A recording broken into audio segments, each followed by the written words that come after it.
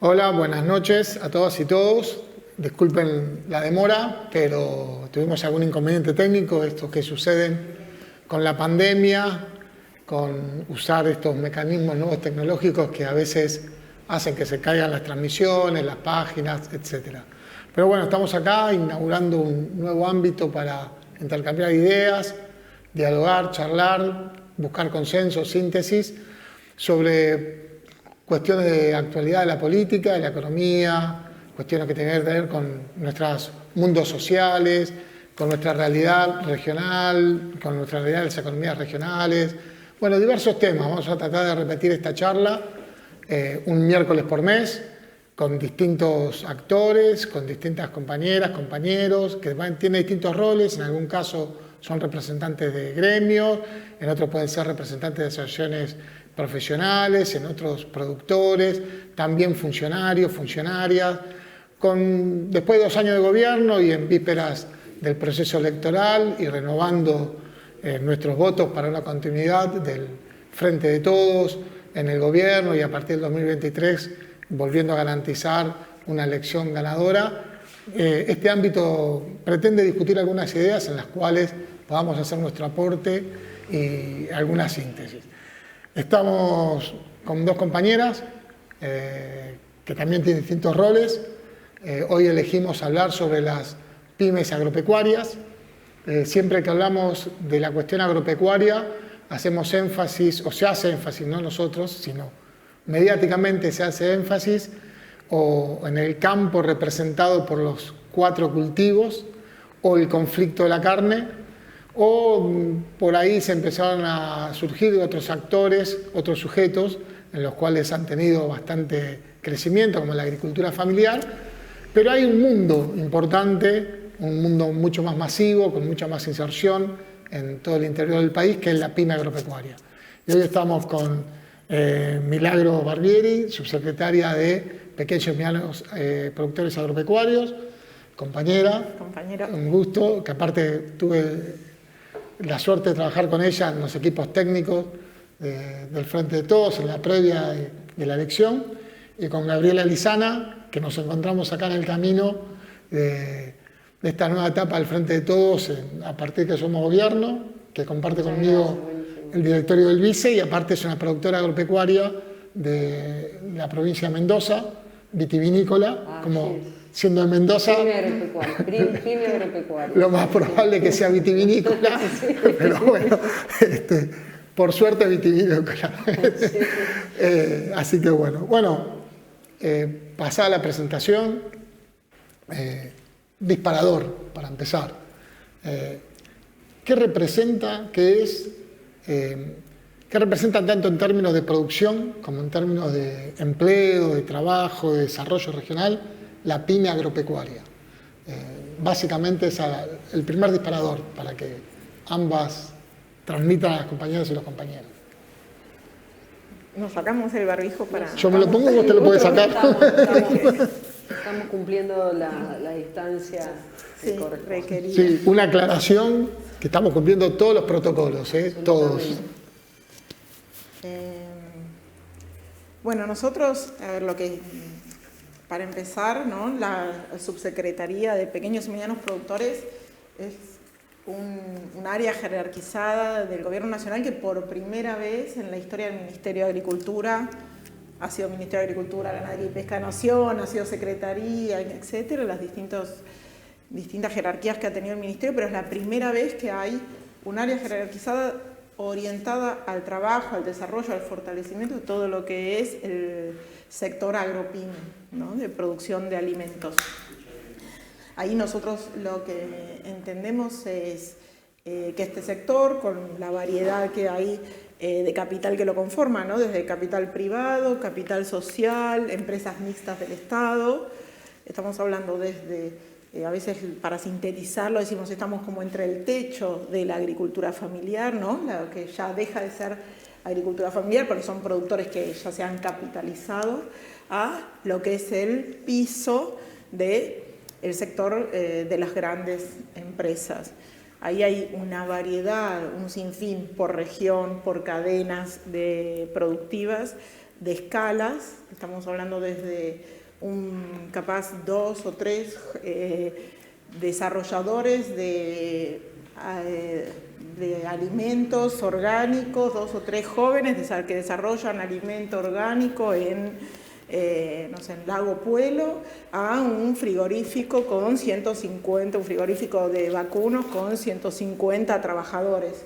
Hay desde productores con 3 hectáreas de fruta fina en la línea sur, en Río Negro, a productores con más de 1000 hectáreas porque hacen llamas en la Puna jujeña. Digo, la variedad de lo que es la agropyme va desde la producción primaria, el agregado de valor y la comercialización. Entonces, de algún modo, ese universo grande es el que nosotros entendemos que es el de la pequeña y mediana empresa productora de alimentos, a la que le llamamos, para sintetizar, agropymes, ¿no?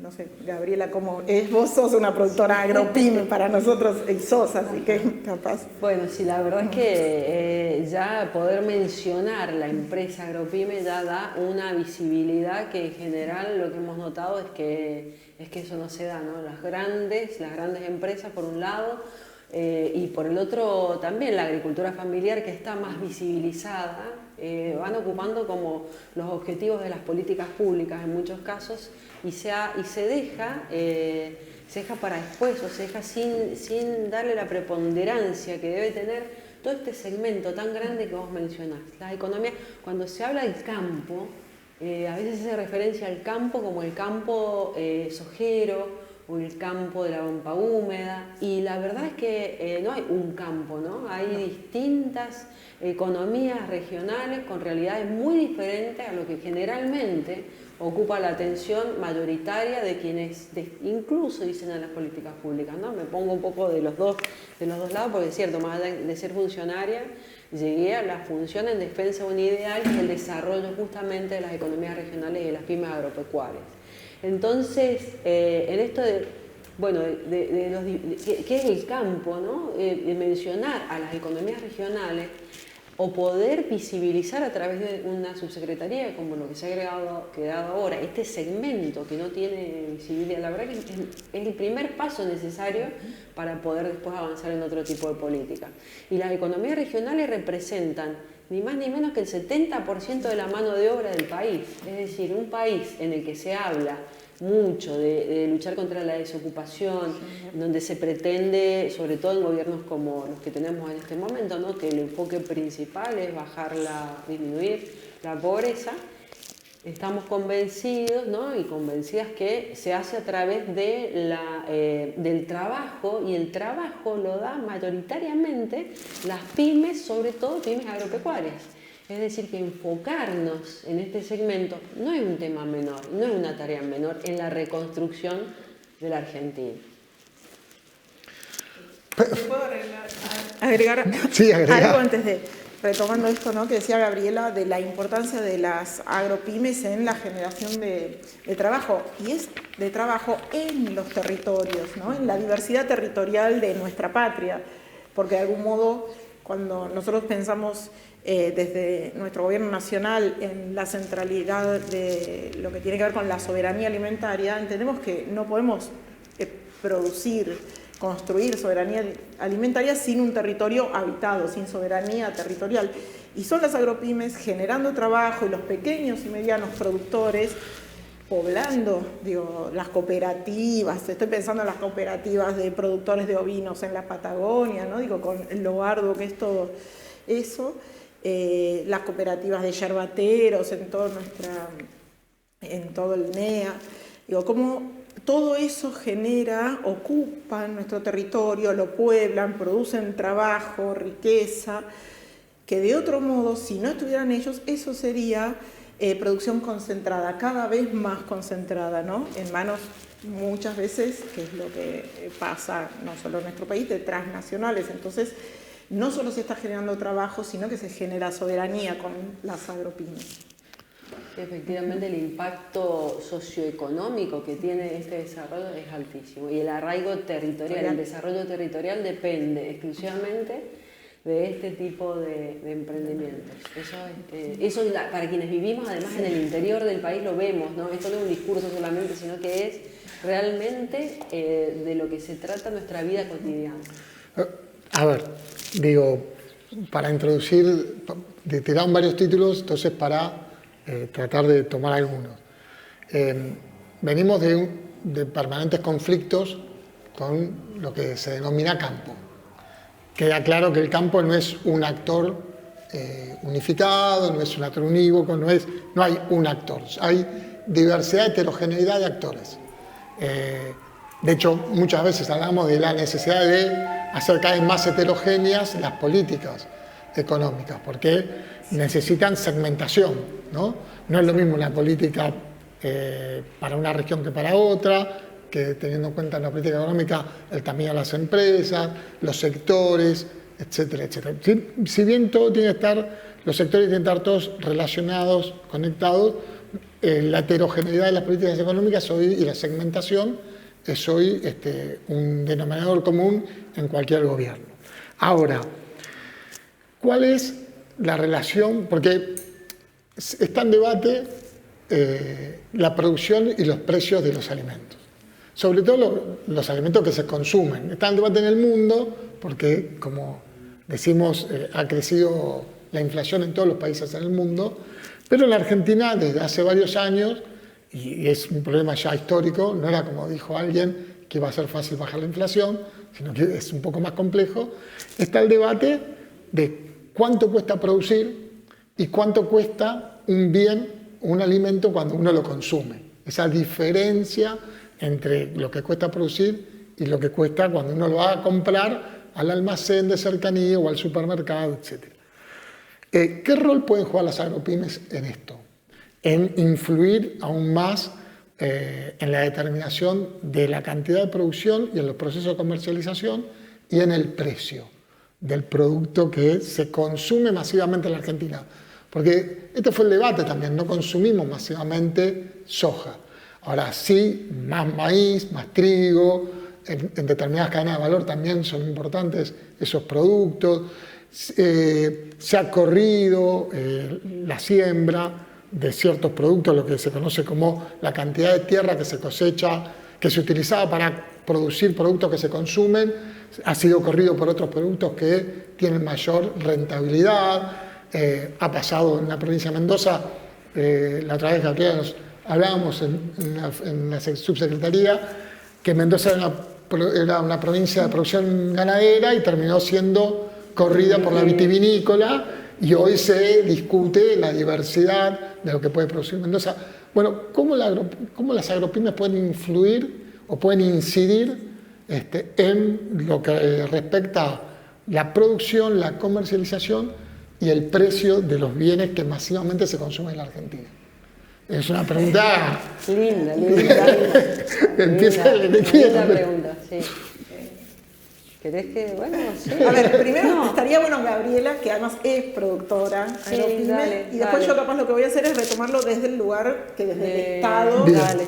La verdad es que no, es una pregunta sobre la que hemos trabajado desde hace mucho tiempo, te diría años, y es una pregunta que se ha hecho el mundo, esto de las cadenas de valor y qué es lo que pasa, porque fruto de políticas que tienen que ver con un desarrollo del capitalismo, ¿no? El capitalismo extremo muchas veces hace que la tendencia a la concentración sea cada vez mayor. Entonces, esa concentración no sea solamente en el marco de lo económico, sea una concentración en la tierra, y esos actores que cada vez tienen más poder son los que de alguna manera terminan formando precios, estableciendo las condiciones de comercialización en una cadena de valor o en una cadena productiva. Entonces, eso que vos mencionabas, Raúl, que tiene que ver con medir este rango que hay entre lo que vale un producto en el campo y a qué precio se vende en el comercio, es el índice IPOT. Ese índice te marca justamente esas diferencias y se ha empezado a medir desde hace un tiempo, lo hizo la CAME, este informe originalmente, y cada vez va tomando más preponderancia. El origen es europeo, es español. que cuando advirtieron esto, ¿no? Que cada vez se paga menos al productor y cada vez el producto está más caro en la góndola. Entonces, esa necesidad de estudiar la cadena, bueno, se partió desde ese análisis. Ese índice muestra cómo, y en nuestro país, si uno sigue la evolución, la verdad es que es tremendo, ¿no? Cómo cada vez esas dos puntas se van separando. Eso significa que nuestros productores cada vez cobran menos y que el consumidor cada vez paga más. Por lo tanto, se hace indispensable analizar la cadena comercial. Yo creo que uno de los grandes desafíos que tenemos para ayudar a las agropymes, porque vos decís, Raúl, ¿qué papel juegan las agropymes? Son los proveedores de estos alimentos, fundamentalmente, y quienes se quedan en muchos casos y se van retirando de la cadena porque la rentabilidad de los eslabones más pequeños cada vez es menor, justamente por una mala distribución de la renta en la cadena. Por lo tanto, todos los esfuerzos que se puedan hacer para analizar la cadena, las cadenas agroalimentarias del país y que podamos redistribuir la renta al interior de la cadena es fundamental para el crecimiento y el desarrollo de las pymes agropecuarias. Cada segmento, cada actor que juega en el campo o lo que es economías regionales tiene su propio reclamo siempre, ¿no? Cada actor tiene sus necesidades. Cuando solamente se escuchan los reclamos de los actores grandes, las soluciones van solamente a los actores grandes. Por lo tanto, el resto de la cadena o de los diferentes actores más pequeños van teniendo cada vez menos participación, con toda la implicancia de lo que vos bien decías, Milagro, de este impacto territorial que empezamos a ver. Cada vez que cae una pyme en una ciudad más chica o cada vez que cierra una puerta una pyme, hay muchas familias que se quedan sin trabajo y en muchos casos existe esa migración, ¿no? de personas hacia los centros urbanos. La cadena, para cerrar, ¿no? La cadena agroalimentaria para mí, a partir de este índice, que es el primer dato, es la asignatura pendiente que tenemos todavía desde la función pública, con políticas públicas orientadas a estudiar y mejorar. Diego, bueno, el índice ese que comenta Gabriela, y ella trabajó mucho porque fue responsable del área de desarrollo de economías regionales, si mal no me equivoco, en la CAME. Yo voy a mencionar un dato del índice que me llamó mucho la atención. Gabriela debe conocer muchos más. El año pasado hubo un momento en que la manzana roja, entre lo que se le pagaba al productor y lo que pagaba el pueblo argentino, no me acuerdo en qué mes fue, era 1.600% la diferencia, ¿no? O sea, significaba que si al productor le pagaban $1, nosotros estábamos pagando 16 pesos. Bueno, ese índice da cuenta de la distorsión, y esa distorsión no la generan los pequeños y medianos productores ni las agropymes, ¿no? Digo, esa distorsión es producto de que hay concentración en casi todos los eslabones, ya sea producción, valor agregado, comercialización, de casi cualquier alimento en el que nosotros pensemos en nuestro país, para empezar, ¿no? O sea, entonces, de algún modo, por un lado, ¿qué pueden hacer los pequeños y medianos productores? Primero, es fundamental la organización, ¿no? Nosotros, como peronistas entendemos que la comunidad organizada es una pata fundamental para ir en el proceso de ganar independencia económica como país, de soberanía política y justicia social. Necesitamos a los pequeños y medianos productores organizados para que estén sentados en las mesas de discusión con representación suficiente y válida, porque no nos olvidemos que los grandes sectores concentrados siempre están sentados en las mesas de discusión porque tienen capacidad de lobby, porque tienen capacidad de gestión, porque tienen recursos suficientes para contratar profesionales que pueden dedicarse a presionar, a incidir, ¿no?, sobre los sectores decisorios de la institucionalidad. Por otra parte, ¿qué podemos hacer nosotros como Estado, ¿no? Y ahí yo entiendo que es fundamental también sentar en los eslabones de estas cadenas, en alguno por lo menos de los eslabones, a los estados locales o a los estados provinciales. Hace poco estábamos en una localidad de Tucumán, en Trancas. Ahí hay una empresa láctea local. ¿Qué hace la empresa láctea? En este caso hay muchos modelos, ¿no? Digo, de empresas del Estado alimenticias que a partir de la pandemia también se están potenciando, ¿no? Empresas estatales mixtas con participación de los productores, o en este caso la empresa láctea municipal compra a los productores, productores lácteos locales, a los productores lecheros locales y de la región, su producción a un precio mejor que el que el sector, la empresa grande le estaba comprando a un plazo menor, y la vende con rentabilidad, o sea, invirtiendo en la empresa, la vende en esa localidad que es Trancas, la empresa se llama La Oberita, a un precio casi el 30-35% menor que lo que la leche hoy de La Serenísima se puede comprar en Trancas. Y los productores reciben mejor precio y la gente de Trancas lo compra más barato. De esos casos, digo, de algún modo, ¿qué pasa ahí?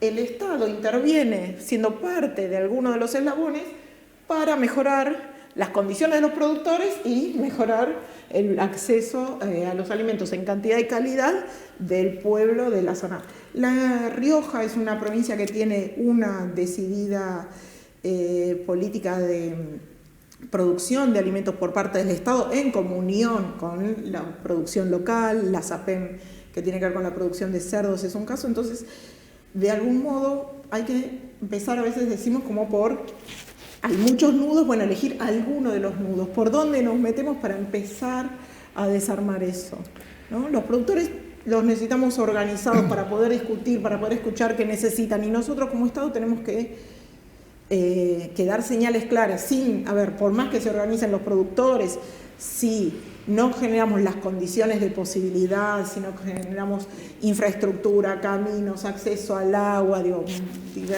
mejoras de las condiciones de habitabilidad en el territorio rural, lo que hablábamos recién del arraigo, tampoco es que los productores solos pueden hacer algo, ¿no? Por eso entendemos que es central el rol de la planificación del Estado y de generar las condiciones de posibilidad de infraestructura.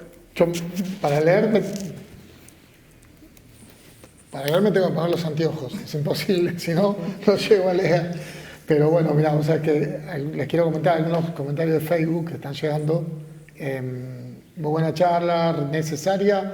Nuestro saludo de Santiago del Estero, un compañero Cucho de Barrio Inte, acá de Villa Lugano, también nos saluda. Y después, Diana Guillén, una gran compañera, dice: coincide la necesidad de analizar profundamente todos los eslabones de la cadena de comercialización y propender, y se lo dejo como pregunta, si quieren una respuesta cortita, pero propender, para darle un cierre a lo de la cadena, propender a la cadena corta de comercialización. Claro, exactamente. ¿Qué significa esto, cadena corta de comercialización? Así, todos saben de qué se trata, todos y todas.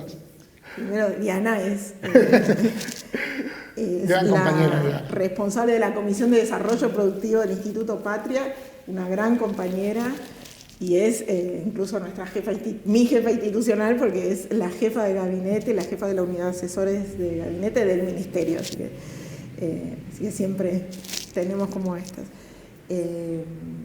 Las cadenas cortas, también comentar, aprovechando esto, que a partir de la pandemia se evidenció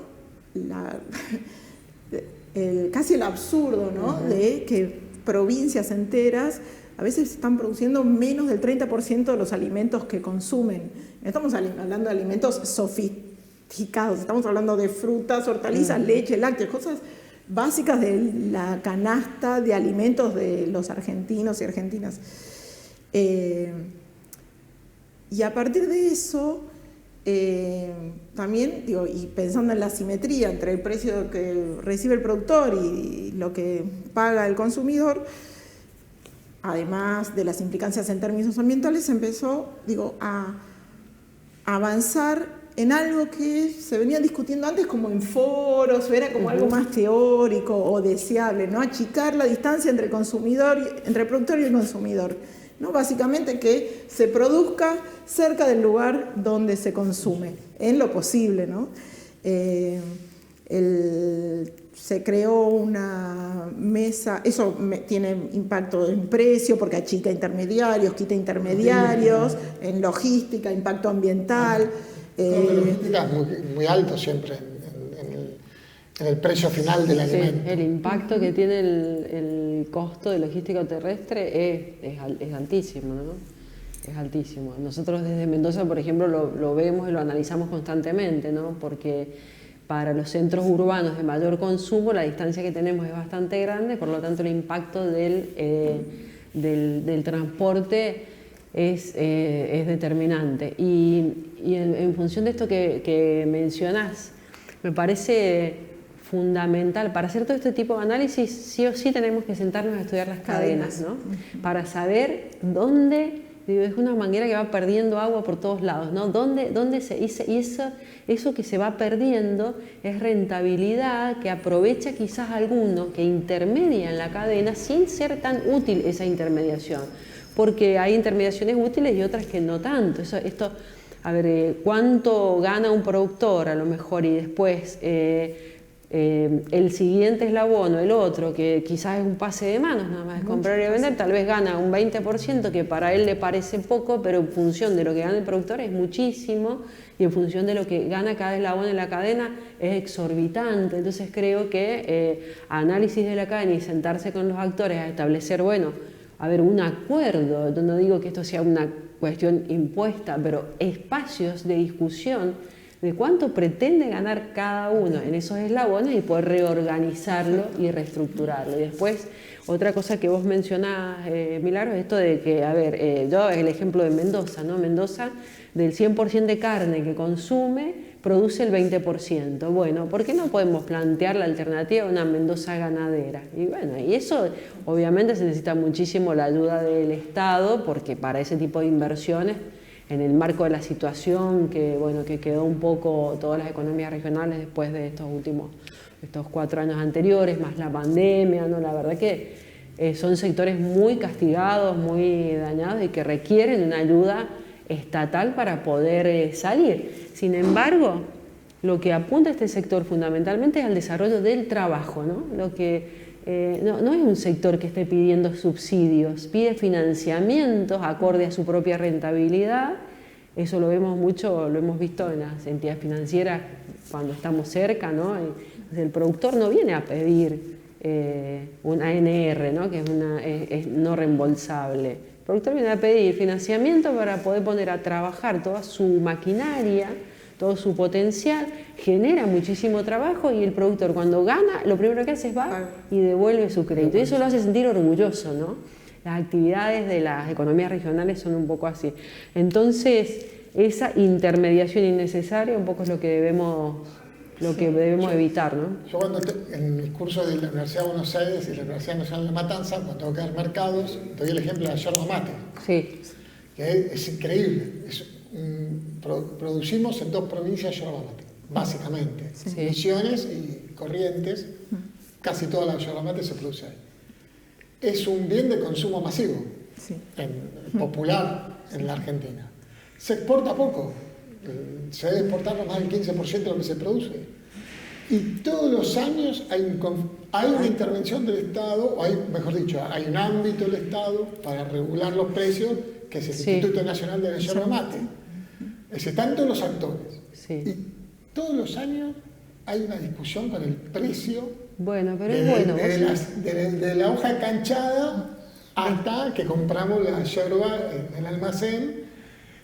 Y ahí en la cadena de valor, ahí lo que muy pocas veces se da en un mercado que es más un monopsonio, porque hay una instancia donde van precios para atrás, donde hay un poder de mercado donde se instalan precios para atrás y precios para adelante, en el medio de la cadena. Entonces, es increíble porque es algo más nuestro. No estamos hablando de la soja, que genera una ganancia extraordinaria, que es producto del tipo de cambio, producto de la exportación.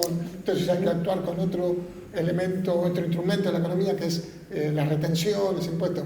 El ejemplo de la yerba mate siempre me queda ahí, ¿no? Con la carne, con el pescado lo mismo. No es que sale más caro pescar en Semana Santa. El costo, no creo que cueste más caro pescar ahí, ¿no? Fíjate que el tema de la yerba mate, con el INIM, que es el Instituto Nacional de la Yerba Mate, ellos diseñaron un esquema de revisión de precios semestralmente en caso de empate de estos actores de la cadena, que desempata la Secretaría de Comercio del Interior. Sí. Entonces, al menos se da esa instancia de discusión en una mesa con todos los actores. Yo creo que es un ejemplo positivo lo que hizo el INIM. El INIM, ese instituto, vos sabés que copió toda su formación del Instituto Nacional de Vitivinicultura. Pero después de los 90, en la década de los 90, con la ley de convertibilidad y de la intervención de Cábaro en la economía, un poco todos estos institutos perdieron esa capacidad que tenían o que podrían tener capacidad de intervenir en la formación de precios. Sin embargo, eso, bueno, después obviamente, desde la perspectiva que incluso nosotros podemos tener como gobierno, esa intervención la advertimos como necesaria, y justamente un ejemplo de que esto se puede dar es el INIM, que fue creado después, y que efectivamente hace una intervención muy positiva, porque por ahí no hay que generar miedo de la intervención del Estado, porque cuando vos tenés estructuras tan concentradas, quienes instalan el discurso de vienen estos a intervenir, son los que tienen el poder de intervenir por su propio medio, es decir, los formadores de precios, los oligopsonios fuertísimos. Ellos no le preguntan a nadie, son formadores de precio en casi todas las economías regionales. Entonces ellos instalan el concepto, que viene, vamos a hacer Venezuela, o sea, todas cosas para confundir a quien dice, bueno, pero yo necesito el Estado que me ayude, porque no tengo la fuerza para poder sentarme a discutir un precio con el otro, que es como un contrato de adhesión del banco. Es como si me dijeran, voy a pedir un crédito al banco y yo me siento y discuto de igual a igual con el banco qué tasa quiero pagar. No, vos vas y firmás lo que te... Bueno, acá pasa lo mismo, 4 o 5 actores, o 3 o 2, ¿no? Cada vez son menos, en cada uno de los oasis productivos, cada una de las economías regionales, son formadores de precios. En el caso de la vitivinicultura es una cosa... O sea, es una entre tantas, ¿no? Es extraordinario. Los precios por ahí son la mayoría de las veces por debajo de los costos de producción. La forma de pago, desde que se cosecha hasta que terminás de cobrar, 10, 12 meses sin ajuste en un país con inflación. O sea, unas condiciones tan desproporcionadas en cuanto al poder que se ejerce, que si no interviene el Estado de alguna manera en defensa de ese actor más débil, y bueno, evidentemente empezamos a tener los resultados que vamos viendo, ¿no? Cómo se expulsan actores de este tipo, de las cadenas comerciales, cómo se pierden hectáreas cultivadas, cómo se concentra la economía y cómo ese poder se retroalimenta porque cada vez las condiciones son puestas por esos actores. Así que no hay que tenerle miedo quien debe tenerle miedo a la intervención del Estado, a quien se va a perjudicar con la intervención del Estado, que son los grupos oligopsónicos. Hay el tema de la concentración, sí. A veces como no lo terminamos de dimensionar, ¿no? Porque ¿cómo, o sea, entre los 2 últimos censos agropecuarios desaparecieron, por decirlo de algún modo, 82.000 unidades productivas de establecimientos agropecuarios. Y no es que hemos dejado de producir, no es que en términos numéricos producimos menos porque desaparecieron 82.000 unidades productivas en nuestro país. Eso significa que hay un nivel de concentración mucho más alto entre un censo y otro, ¿no? 82.000 unidades productivas. Tenemos que pensar la cantidad de personas que dejaron de habitar esos lugares, que dejaron de conducir esos lugares, en la cantidad de personas que se enriquecieron y que ahora, de empresas, que concentraron esa producción, que sigue existiendo y que la acrecentaron. Había algo que quería retomar porque me pareció como importante y que a veces no lo terminamos de hablar, ¿no? Bastante, y que Gabriela lo mencionó, que es cuando la necesidad de transparentar las cadenas, ¿no? Y poniendo sobre la mesa las rentas que hay en cada uno de los eslabones. El otro día Diana Guillén, que acababa de comentar en el chat, mandar el saludo, nos contaba que hay que se estaban analizando las cadenas de la carne vacuna y que había un caso en el que había, creo que dijo, 22 pasos entre que arrancaba, entre que nacía, en algún caso, no es eso la generalidad, pero entre que nacía el ternero y lo comíamos. A ver, ahí no hay ¿cuántos procesos de agregado de valor real hay en 22 pasos? No, hay 5 o 6, ¿no? No más. Entonces todo lo otro es renta que se va acumulando y que no está transparentada en ningún lugar. Entonces hay que achicar eslabones y tenemos que poder sentarnos a ver cuáles son los eslabones productivos y cuáles son los que son simplemente de rentabilidad financiera prácticamente, ¿no? Algo pueden hacer, te lo digo porque viste que a veces cuando vamos hablando nos olvidamos de mencionar que sí pueden hacer los productores también, es no solo organizarse, sino asociarse. Eso es, digo, algo que también es importante en términos de la producción, ¿no? No es lo mismo cada productor solo tratando de comprar insumos, tratando de ofrecer sus productos. En los parques industriales buscan eso, achicar costos, compartiendo cierta logística, cierta administración conjunta, cierto pago de impuestos que tienen en el parque, que no lo tendrían que hacer solos, eso están aislados, una fábrica a la otra, etcétera, etcétera. Y aparte de eso, con impulso del Estado local, siempre un municipio, la provincia misma, apoyando parques industriales, le da muchos beneficios a la industria. Creo que en el sector agropecuario lo tendrían que hacer, pero lo de la cantidad de eslabones a partir del agregado de valor, o sea, la transformación de una partecita del insumo en producto hasta llegar al producto final, 22 para la carne. No, claro. Y nos sorprenderíamos si siguiéramos haciendo estudios de esas cadenas, ¿no? Pero es fundamental el estudio, si no, no lo advertís. Vos sabés que otra cosa que hay que poner sobre la mesa es el tema impositivo, ¿no? Porque también lo que vamos a ver es que empieza a haber una fuerte presión por determinar nada más que la incidencia de los impuestos en las cadenas. Sí. Como si ese fuera el único problema.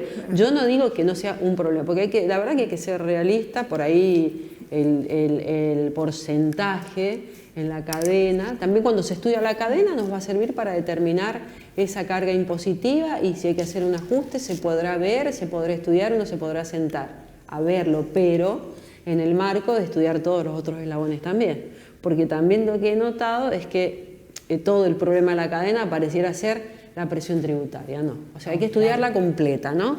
Puede ser un problema, hay que ponerlo sobre la mesa, nosotros tenemos que sincerar ese aspecto, comparar con otras cadenas alimentarias, agroalimentarias del mundo para saber cuál es la situación, porque eso también nos permite saber si podemos ser competitivos o no para la exportación, que también la exportación es un mito, ¿no? Me gustaría eso dejarlo, remarcarlo, ¿no?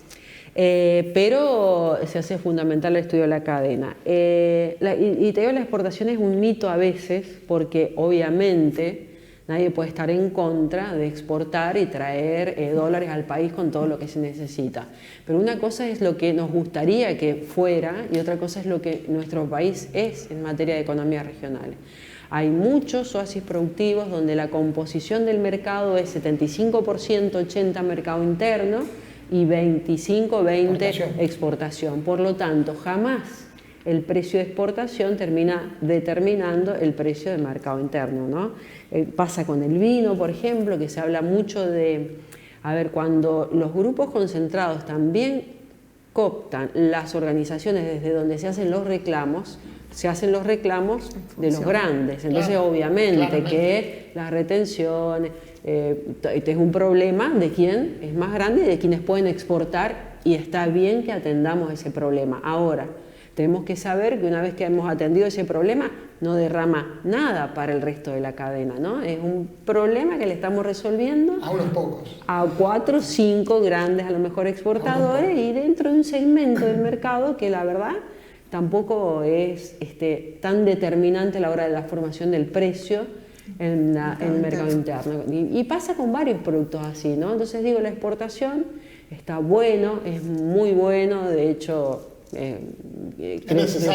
creo fundamental y me encanta el tema de las exportaciones, pero la verdad es que en muchos casos estamos bastante lejos de que toda la cadena tenga un potencial exportador tan grande. Y además tenemos la suerte de tener un mercado interno importante que es tentador incluso para muchas empresas del exterior que querrían venir a vender en nuestro mercado interno. No podemos desatenderlo, ¿no? Hay que, de algún modo, por lo menos en este momento, ¿no? Nosotros tenemos la oportunidad de generar trabajo, de generar producción para abastecer el mercado interno, ¿no? Digo, tenemos, quizás es como el momento para simplificarlo de algún modo, pero decir, bueno, ocupémonos del mercado interno con las pequeñas y medianas empresas, con las agropymes, generemos trabajo, arraigo, desarrollo territorial y, por lo menos en este momento, pensemos que las grandes empresas, que además estuvimos hablando que muchas veces esas concentraciones distorsionan los precios del mercado interno,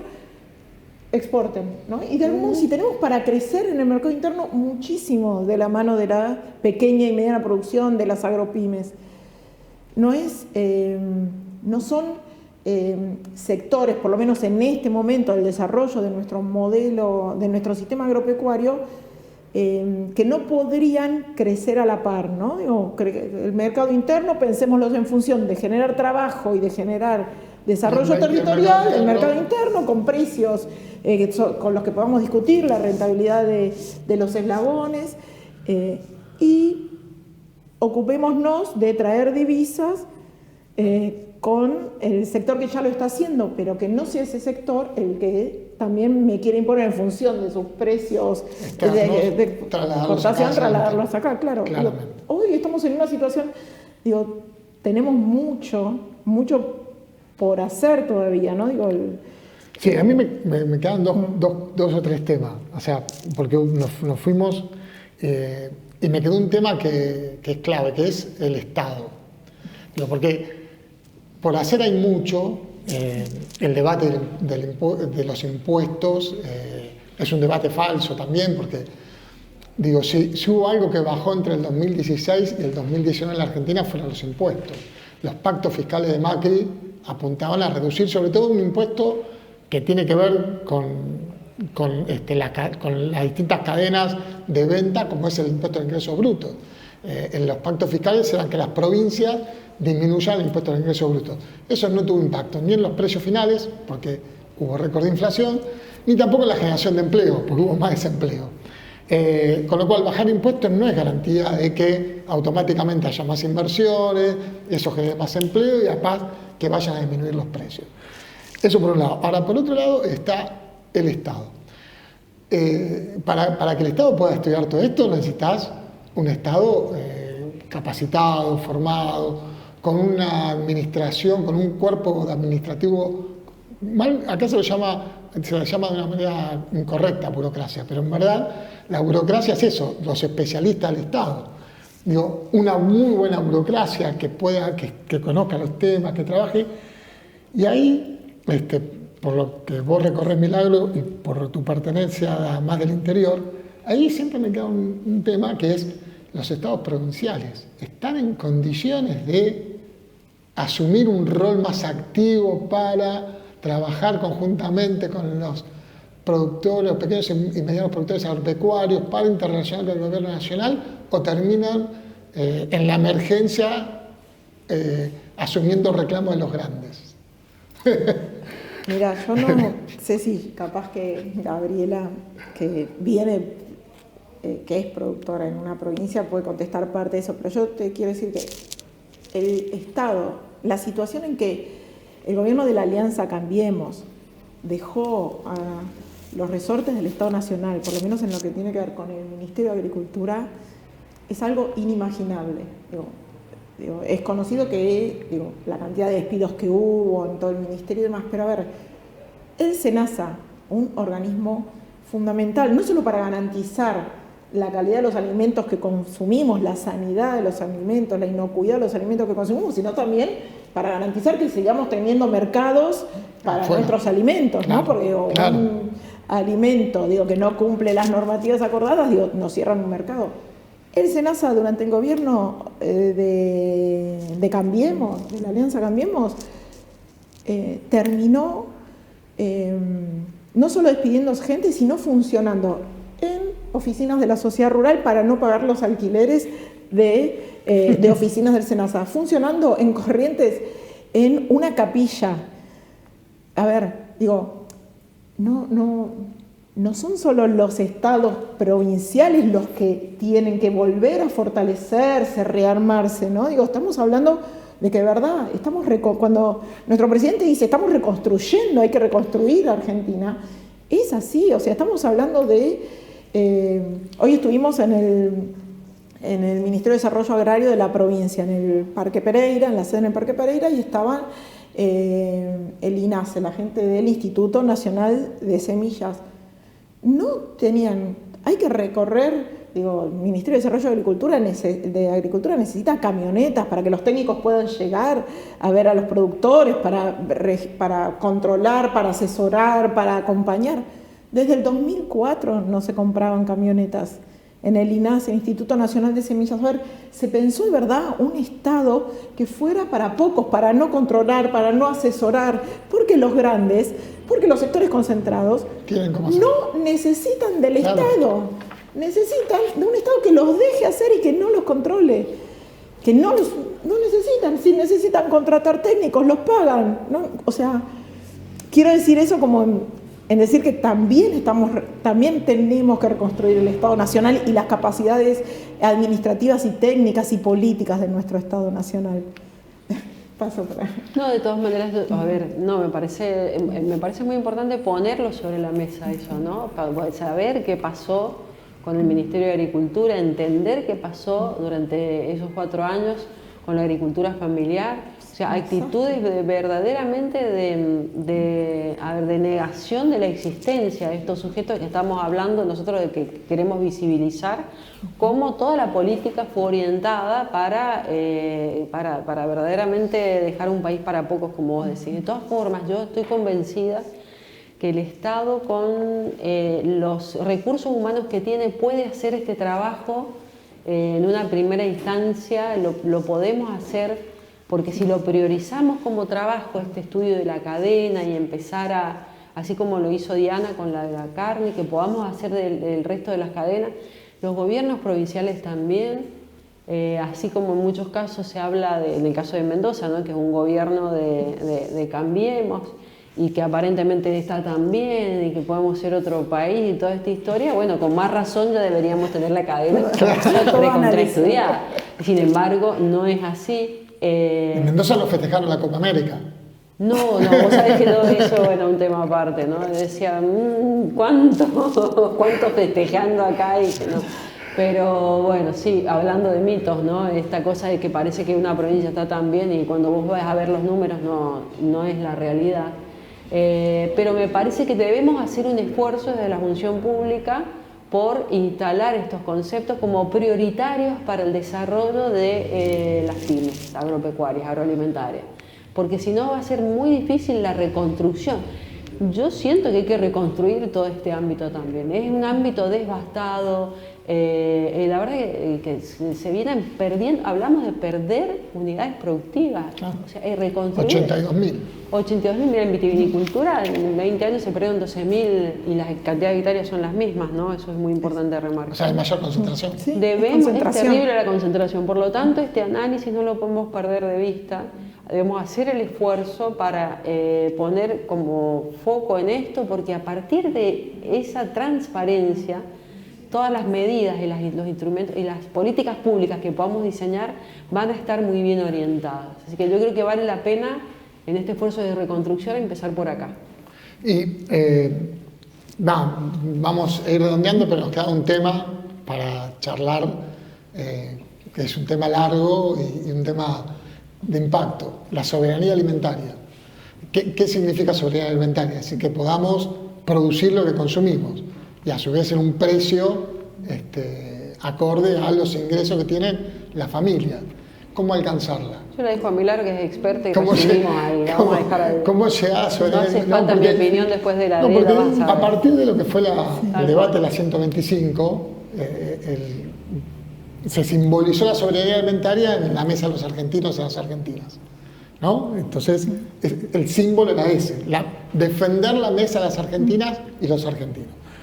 Eso es soberanía alimentaria en el sentido de que cada familia pueda tener los bienes que la canasta básica, bienes y servicios, pero estamos hablando acá de productos, viene que la canasta de alimentos, la básica, la fundamental para poder vivir satisfaciendo necesidades, lleguen al alcance en función de los ingresos que tiene cada familia. ¿Cómo llegamos a eso? Porque es el debate que llevamos ya 14, 15 años básicamente con este debate. 2008, 13 años, pero va a seguir para largo, ¿no? Sí, bueno, la soberanía alimentaria es lo que vos dijiste y tiene que ver también con que como pueblo, cada pueblo, como pueblo podemos elegir no solo qué comemos, sino quién produce eso, dónde se produce, cómo se produce y cómo y dónde lo compramos también y cómo lo consumimos, ¿no? Porque tiene como dimensiones de producción, tiene producciones éticas, ambientales, sociales, identitarias, ¿no? Nosotros, el asado del domingo es parte de nuestra canasta y tiene que ver con nuestra soberanía alimentaria, poder comer asado en el domingo o tomar yerba o tomar mate o tomar vino, claro, y sí, y en otros países, no sé, es otra cosa, y en algunos lugares tiene que ver más con consumir pescado y en otros países tendrá que ver, no sé, en España sin jamón crudo no habrá soberanía alimentaria. Claro. Pero tiene que ver también con que podemos elegir quiénes producen esos alimentos, ¿no? Y dónde los comemos, dónde los compramos, cómo se construye, cómo llegamos a eso. Bueno, digo, pudiendo dar estas discusiones, ¿no? Y digo, diversificando, respetando los patrones culturales, siendo muy cuidadosos con nuestro ambiente, garantizando la sustentabilidad ambiental, ¿no? Garantizando que implica también que los productores puedan seguir siendo productores y no tengan que irse a habitar en las ciudades, que los jóvenes puedan ocupar nuestros territorios, que las mujeres, solo el 21% de las mujeres son propietarias de unidades agropecuarias. Digo, tiene que ver también con eso, ¿no? Del gobierno, por ejemplo, en tema de financiamiento, se ha orientado dar ventajas a unidades productivas, pymes, que sean de agropecuarias, industriales, de servicios, comercio, que estén lideradas por mujeres. Digo, eso tiene una tasa mayormente, con más subsidio, una tasa de subsidiariedad mayor, que le permite acceder al crédito de una manera más fácil. La inclusión financiera que se ha iniciado del Banco Central, hay una política a lograr que mayor cantidad de mujeres asuman el rol de conducir unidades productivas. Hay muchas políticas que están... A ver, estamos hablando del arraigo, de ocupar el territorio, de los jóvenes sin conectividad. Muy difícil que los jóvenes y que alguien hoy quiera ir a producir y habitar en el campo. Bueno, el ENACOM tiene dos líneas, una que tiene que ver para poblaciones de menos de 30.000 habitantes y otra que tiene que ver para el sector productivo rural. Entonces, se están haciendo cosas, hay muchísimas cosas que tenemos que hacer. ¿Cómo se construye? Es con la comunidad organizada, es dando las discusiones, es en diálogo entre el Estado y los productores y los consumidores. Ahí pregunto, me meto en una pregunta. ¿Y las entidades gremiales? Porque ese es otro debate también. Fue otro debate en la previa. Fue otro debate en la previa de los equipos técnicos, hablar sobre la representatividad de las entidades gremiales. No solamente para las pymes agropecuarias, en general. Y bueno, porque si la realidad es la que describimos, y hay una serie de problemáticas que no se resuelven en el tiempo, más allá de que la organización no sea la deseada, hay entidades gremiales, sectoriales, confederaciones que representan a todos estos productores o este nivel de producción agropecuaria. ¿Cómo están hoy? ¿Cómo están cooptadas? ¿Por dónde se mueven? ¿Por dónde van? Claro, porque... Vos sabés que yo siempre, ese es un tema que me ha gustado mucho pensarlo y estudiarlo, porque Me parece que es una de las deudas que tiene la democracia todavía con nuestro país, ¿no? La conformación de organizaciones sociales que puedan ser, o organizaciones gremiales, ¿no? Más que organización social, porque organizaciones, o sea, organización social en un concepto amplio, que es una organización gremial en este caso. Tienen que ser representativas, ¿no? Cuando a la organización gremial le falta representatividad, es un tema que está muy vinculado con la democracia, que es esto de poder representar los verdaderos intereses de quienes vos estás diciendo que representar. La concentración de la tierra y la concentración económica iba acompañada de una alternativa de cooptar también las entidades gremiales, porque vos necesitas ese elemento de fuerza y elemento de poder para que la política pública que se instale te beneficie. Y como en general hay que reconocer que el país también es poco federal a veces, ¿no? Tiene constituciones poco federales y que de verdad se está haciendo un esfuerzo en este gobierno por ser más federal. De hecho, donde estamos nosotros, en vicefideicomiso, sumamente federal esta vez, mucha participación del interior, un ejemplo como tantos. Pero sigue teniendo muchas características de países de un país un poco concentrado también el poder, el centralismo, ¿no? Y desde esos ámbitos, por ahí resulta más fácil hablar con las entidades que trasladarse al territorio y poder hacer un análisis un poco más territorial. Por lo tanto, toman mucha fuerza las entidades gremiales que a veces no representan estos sectores más oprimidos y más callados. Creo que hay que poner un ojo en las entidades gremiales y sobre todo en los sectores también que deben ser representados, tienen que cuestionar a las entidades gremiales. Porque, por ejemplo, caso típico de la mesa de enlace, que propone siempre políticas que benefician a un sector muy reducido y que lo proponen como si eso fuera el campo en general, y como los sectores medianos no tienen quizás un diálogo como debería haber, como a lo que debemos apuntar con el gobierno, se enfilan todos detrás de estos reclamos y de estas entidades cuando son sus principales verdugos, ¿no?